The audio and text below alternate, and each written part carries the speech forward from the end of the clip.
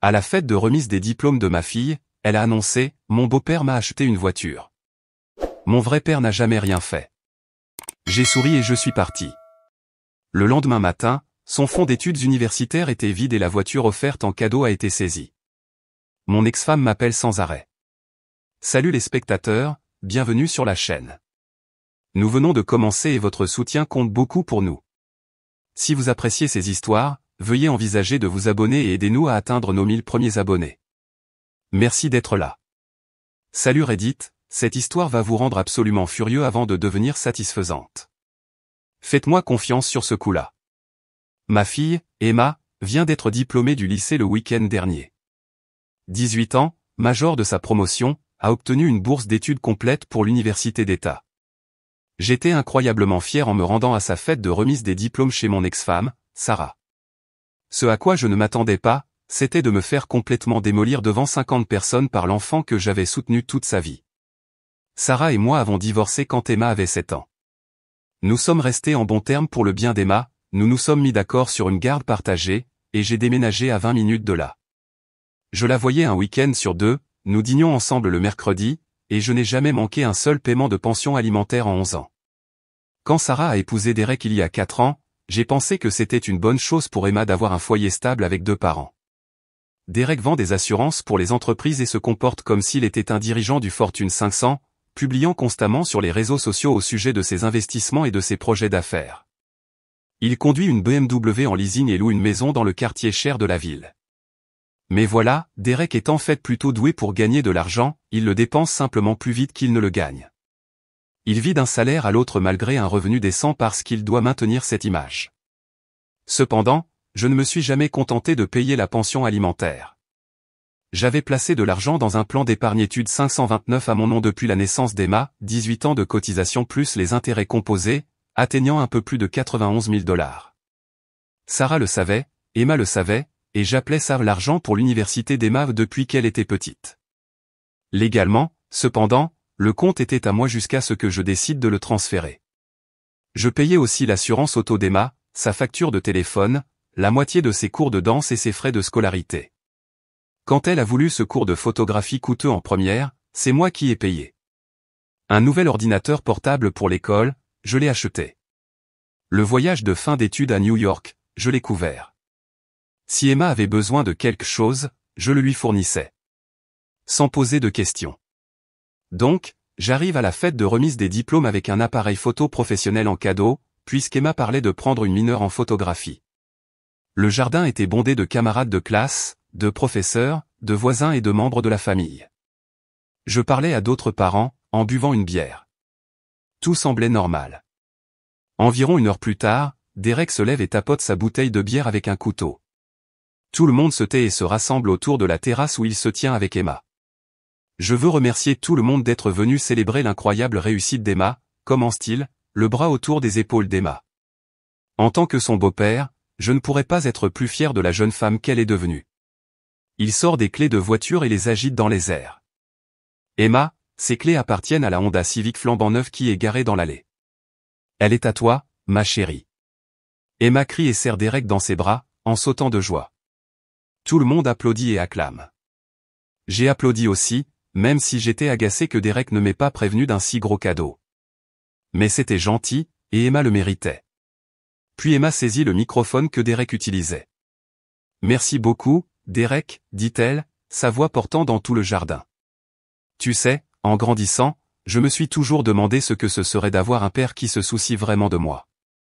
Je suis là, debout, et je commence à me sentir mal à l'aise, mais je me dis qu'elle est juste excitée. Quelqu'un qui ferait des choses comme ça, continue-t-elle en brandissant les clés.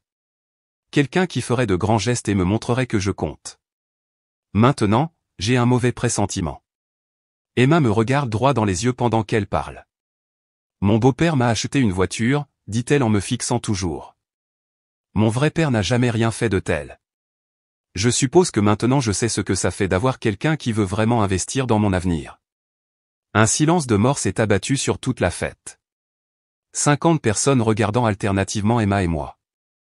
Mon cousin Jake a l'air de vouloir jeter sa bière sur quelqu'un. Certains parents fixent le sol, clairement mal à l'aise. Mais Emma n'a pas fini. Elle est lancée maintenant, et je réalise que ce n'est pas de l'enthousiasme. C'est planifié. Je veux juste remercier Derek d'avoir pris le relais et d'être la figure paternelle que je n'ai jamais eue, dit-elle. De se soucier assez pour s'assurer que j'ai ce dont j'ai besoin. Cela signifie tout pour moi. Elle rend le microphone à Derek, qui se tient là avec un sourire suffisant sur le visage. Sarah ne me regarde même pas. Elle fixe ses chaussures comme si elle voulait disparaître. J'ai su exactement ce qui s'était passé. Derek avait manigancé cela depuis 1 an, convainquant Emma qu'il était le vrai parent, que j'étais juste un type qui passait de temps en temps. Et ça avait marché. Je suis resté là pendant environ 10 secondes, à encaisser. 50 personnes venaient de voir ma fille dire à tout le monde que je n'avais jamais rien fait pour elle, que je n'étais pas un vrai père, et que son beau-père était meilleur que moi en tout point. J'aurais pu faire une scène. J'aurais pu énumérer tout ce que j'avais fait pour Emma au fil des ans. J'aurais pu rappeler à tout le monde le fonds d'études, l'assurance, les factures de téléphone, les innombrables projets scolaires et les trajets nocturnes pour la conduire chez des amis. Au lieu de cela, j'ai simplement souri, je me suis approché d'Emma et je l'ai serrée dans mes bras. « Félicitations, ma chérie », ai-je dit. « Je suis vraiment fier de toi. » Puis je suis sorti. Pas de drame, pas de cris, pas de confrontation. Je suis monté dans ma voiture et je suis rentré chez moi. Pendant tout le trajet du retour, je pensais à ce qu'Emma avait dit, que Derek investissait dans son avenir, qu'il se souciait assez pour s'assurer qu'elle avait ce dont elle avait besoin, que je n'avais jamais rien fait de tel. En rentrant chez moi, je me suis assis devant mon ordinateur et j'ai commencé à passer des appels.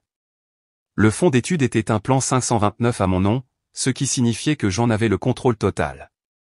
J'avais toujours prévu de l'utiliser pour l'éducation d'Emma, mais légalement, c'était mon argent à gérer. J'ai appelé ma compagnie d'assurance et programmé le retrait d'Emma de ma police d'assurance auto pour la fin du mois. J'ai appelé la compagnie de téléphone et programmé son retrait de mon forfait pour la même date.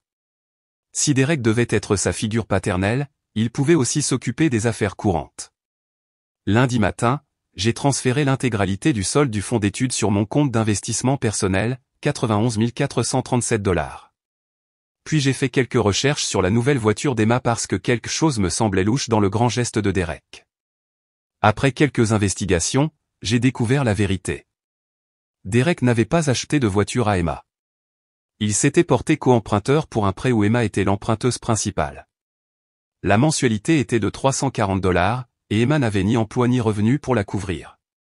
Derek avait apparemment prévu de faire les paiements temporairement jusqu'à ce qu'Emma trouve un emploi à temps partiel, mais la banque exigeait une preuve de la capacité d'Emma à prendre le relais des paiements à terme. En tant que son père, j'étais listé comme référence financière sur la demande de prêt. Derek avait utilisé mes revenus et ma stabilité financière dans le cadre de la qualification d'Emma pour le prêt sans me le dire. Quand la banque a appelé pour vérifier les informations dans le cadre de leur suivi de routine, je leur ai dit la vérité, que je ne fournirais aucun soutien financier pour les dépenses d'Emma à l'avenir et que Derek s'occuperait de tout cela maintenant. La banque est devenue nerveuse. Une jeune de 18 ans sans emploi, sans historique de crédit et sans soutien financier familial est un risque énorme.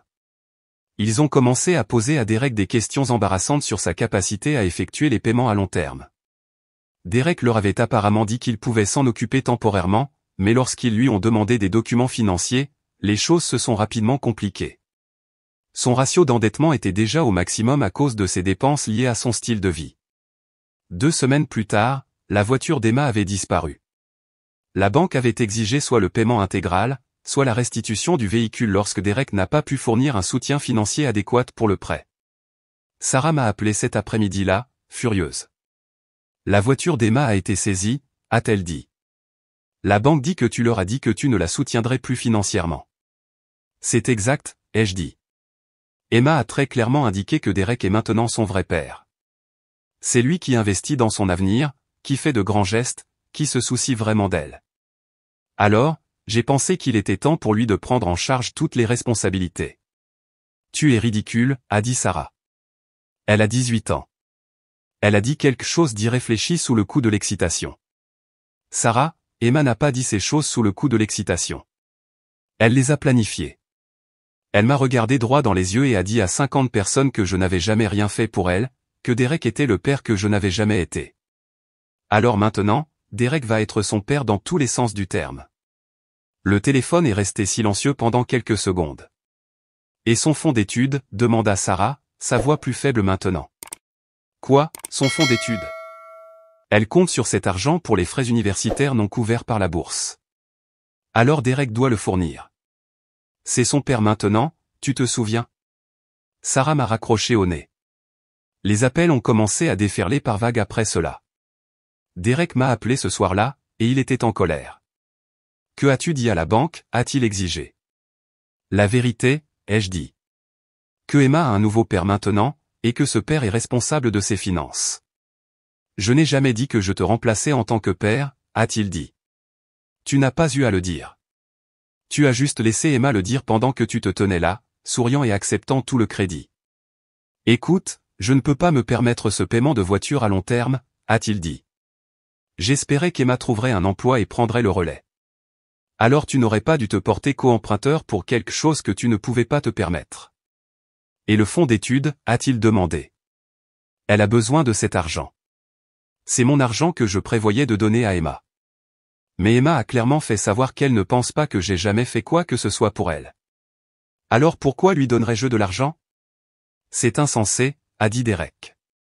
Tu punis une enfant parce qu'elle est reconnaissante envers son beau-père. Je ne punis personne, ai-je dit. Je te laisse simplement être le père qu'Emma dit avoir toujours voulu. Tu voulais le mérite. Maintenant, tu as la responsabilité. Derek m'a raccroché au nez. Emma m'a appelé le lendemain, en pleurant. Papa, pourquoi as-tu pris mon argent pour l'université, a-t-elle demandé entre deux sanglots. Emma, tu as 18 ans. Tu t'es levé devant tout le monde et tu leur as dit que Derek était ton vrai père, que c'était lui qui investissait dans ton avenir, que je n'avais jamais rien fait pour toi. Mais je ne le pensais pas comme ça, a-t-elle dit. Comment le pensais-tu, Emma? Parce que tu m'as regardé droit dans les yeux quand tu as dit ces choses. Tu ne parlais pas à Derek. Tu ne parlais pas à ta mère. Tu me parlais à moi. Tu voulais t'assurer que j'entende chaque mot. J'étais juste excité pour la voiture, a-t-elle dit. La voiture qui a été saisie parce que Derek ne pouvait pas vraiment se la permettre. Emma est restée silencieuse. Emma, comprends-tu ce qui s'est passé? Derek a fait un grand geste avec de l'argent qu'il n'avait pas, en utilisant ma stabilité financière comme garantie pour ton prêt, puis il t'a laissé m'humilier devant tout le monde. Et maintenant qu'il y a de vraies conséquences, il ne peut pas assumer. Je suis désolé, a-t-elle dit. Je ne voulais pas te blesser. Emma, j'ai déjà été blessé. Il ne s'agit pas de mes sentiments.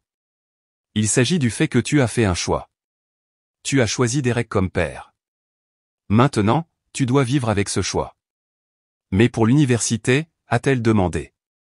Et alors? Derek trouvera une solution. C'est son père maintenant. Elle m'a raccroché au nez. Au cours de la semaine suivante, les choses sont devenues intéressantes. Les amis d'Emma ont commencé à publier sur les réseaux sociaux à quel point tout cela était injuste, que j'étais un père terrible pour avoir abandonné ma fille.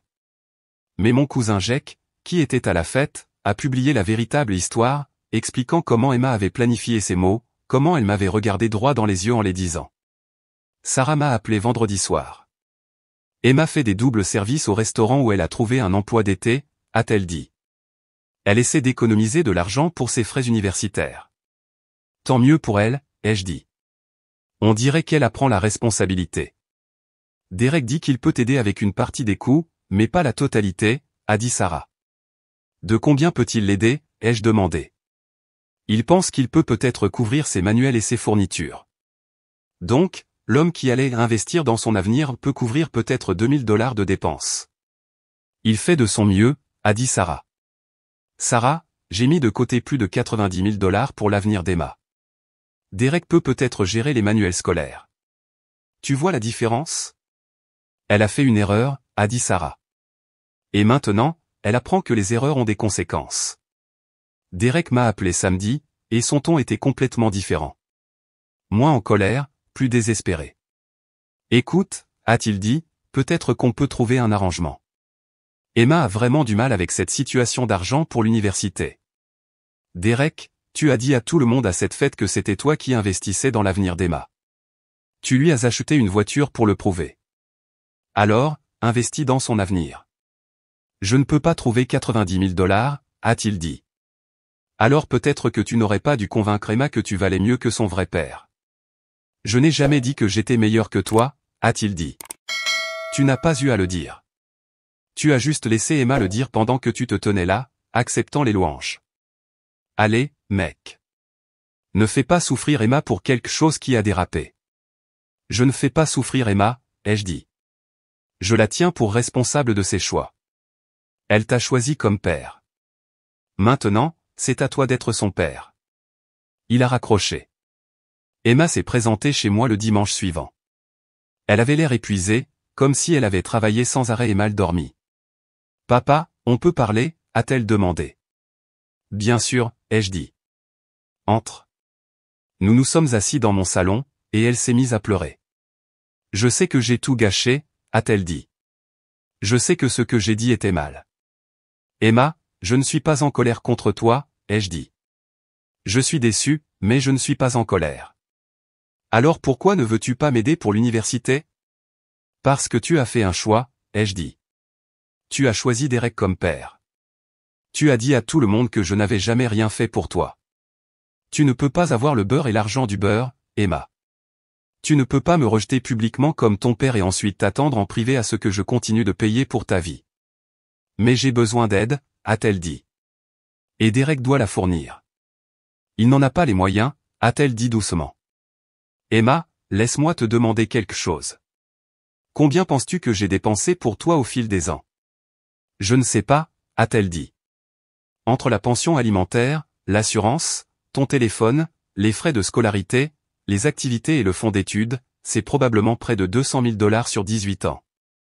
Derek t'a acheté une voiture qu'il ne pouvait pas se permettre et l'a laissé être saisi. Tu vois la différence? Emma est restée silencieuse pendant un long moment. J'ai vraiment tout gâché, n'est-ce pas, a-t-elle finalement dit. Oui, c'est vrai. Y a-t-il un moyen de réparer ça? Emma, tu n'as pas seulement blessé mes sentiments. Tu m'as humilié publiquement devant la famille, les amis et les voisins. Tu as dit à tout le monde que je n'avais jamais rien fait pour toi. As-tu la moindre idée de ce que j'ai ressenti? Je suis désolé, a-t-elle dit. Je sais que tu le es. Mais des excuses n'annulent pas ce qui s'est passé. Des excuses ne changent pas le fait que tu as laissé Derek te manipuler pour te retourner contre moi. Alors, que se passe-t-il maintenant, a-t-elle demandé. Maintenant, tu trouves comment payer pour l'université sans mon aide. Tu voulais que Derek soit ton père, alors Derek s'occupe de tes dépenses. Mais il ne peut pas faire ce que tu as fait, a-t-elle dit. Alors peut-être aurais-tu dû y penser avant de décider que je n'étais pas assez bien pour être ton père. Emma est partie après ça. Elle n'a pas argumenté ni fait de scène. Elle est juste partie, l'air abattu. Cela fait 3 semaines maintenant, et la situation a évolué. Emma travaille à plein temps au restaurant et a demandé des prêts étudiants supplémentaires pour couvrir ses frais de subsistance. Elle a également postulé à des programmes d'alternance travail-études à l'université pour aider à couvrir les coûts. Derek, pendant ce temps, a été remarquablement absent de toute la conversation sur le financement de l'université. Il s'avère que sa capacité à investir dans l'avenir d'Emma se limitait à faire de grands gestes qu'il ne pouvait pas réellement se permettre. Sarah m'appelle tous les quelques jours, généralement pour me culpabiliser sur la situation d'Emma. Hier, elle a essayé une approche différente. Emma a appris sa leçon, a-t-elle dit. Elle sait qu'elle a eu tort. N'est-ce pas suffisant? Sarah, il ne s'agit pas de donner une leçon à Emma. Il s'agit du fait qu'Emma a fait un choix. Elle a choisi Derek comme figure paternelle. Maintenant, Derek doit trouver comment la soutenir. Mais Derek ne peut pas fournir ce que tu peux, a-t-elle dit. Exactement, ai-je dit. Et peut-être qu'Emma aurait dû y réfléchir avant de me rejeter publiquement. La vérité, c'est que je me sens mal pour la situation d'Emma. Mais je reconnais aussi qu'elle a 18 ans et qu'elle a pris la décision d'une adulte de m'humilier publiquement. Maintenant, elle doit vivre avec les conséquences d'adulte de cette décision. Emma voulait que Derek soit son père, alors Derek peut trouver comment payer pour son université. J'en ai fini d'être le filet de sécurité financier pour quelqu'un qui pense que je n'ai jamais rien fait pour elle. J'ai 91 000 $ que je prévoyais de donner à quelqu'un qui m'appréciait. Maintenant, je pense à ce bateau de pêche que j'ai toujours voulu. Ou peut-être que je vais simplement l'investir et prendre ma retraite un peu plus tôt. Quoi qu'il en soit, Emma a fait son choix à cette fête de remise des diplômes. Maintenant, elle doit vivre avec.